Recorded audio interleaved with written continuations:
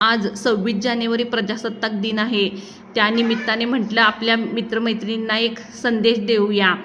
आता कसं असतं बघा, समाजामध्ये दोन स्वभावाच्या व्यक्ती असतात. दोन स्वभावाच्या म्हणजे कसे, जे नेहमी तोंडावरती खोटेपणाचा मुखवटा घालून फिरत असतात, बुरका घालून फिरत असतात, आणि जे नेहमी खऱ्याने वागत असतात. म्हणजे आत एक आणि बाहेर एक असं त्यांचा स्वभाव नसतो, रोखठोक स्वभाव असतो. पण जे मुखवटे घालून फिरणारे असतात त्यांची संख्या आता ह्या कलियुगात वाढलेली आहे. कारण माणसांमधील प्रामाणिकपणा, खरेपणा संपत चाललेला आहे. फक्त फायद्यासाठी खोटं बोललं जातं. एखाद्याचा चांगुलपणा सहन होत नाही. आता समजा एखाद्या घरातील व्यक्ती स्वभावाने चांगली आहे, मनमिळावू आहे, उत्साही आहे, प्रत्येक ठिकाणी पुढाकार करून एखादं काम करायची त्याची इच्छा असेल, सगळ्यांना मदत करावं असं भावना असेल, तर ते जे नार्सिसिस्ट असतात, निगेटिव्ह असतात, त्यांना ते सहन होत नाही आणि मग त्यांच्या पायात पाय घालून पाडण्यासाठी काहीतरी उचापती करत बसतात. मग मला सांगा, ज्या चांगल्या गोष्टी घरातील व्यक्तींना सहन होत नाही ते इतरत्र समाजामध्ये होतील का हो? कारण आता निगेटिव्ह नार्सिसिस्ट लोक अवतीभोवती खूप झालेले आहेत. फक्त मुखवटे घालून फिरतात. समोर गोड गोड बोलतील आणि आतनं जळत बसतील.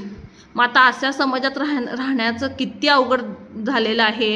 ह्या कलियुगात खऱ्यानं वागणं म्हणजे मुश्किलच होऊन बसलेलं आहे. आपण काय करतो, आपल्या मनात काही नसतं, आपल्याला आत एक बाहेर एक करता येत नाही. जे असेल ते रोखठोक आपण तोंडावरती बोलतो. उगीच नाटकं करा, उगीच गोड गोड बोला, तिथं फायदा करून घ्या, किंवा एखादी सुशिक्षित व्यक्ती समोर आली म्हणून तिच्यासमोर अगदी सुशिक्षितपणानं वागा, अगदी फॅशनेबल राहावा, असा आपला स्वभाव नसतो. आपण जसे असतो, जे असतो ते आपण इतरांसमोर सादर होत असतो. कारण आपल्या मनात खोटं नाटं ह्या गोष्टी नसतातच. मग मला सांगा, घराघरात जिथं स्वातंत्र्य नाही आहे तिथं आम्ही देशवासी आहोत, आम्ही स्वतंत्र आहोत म्हणून काय उपयोग आहे?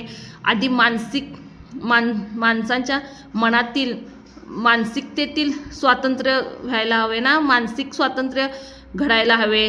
पण दुर्दैवाची गोष्ट म्हणजे झेंडा फडकवतील, आम्ही स्वातंत्र्य आहोत, आम्ही स्वातंत्र्यिक आहोत म्हणतील, पण मनाने मात्र बंदिस्तच असतील. स्वतःही काही चांगलं करणार नाहीत आणि इतरांनाही पायात पाय घालून ठेवतील. मग हे खूप दुर्दैवाचं आहे. पण आता अशा कलियुगात आपण जन्माला आलोय म्हटल्यावर इथं राहणं तर भाग आहे.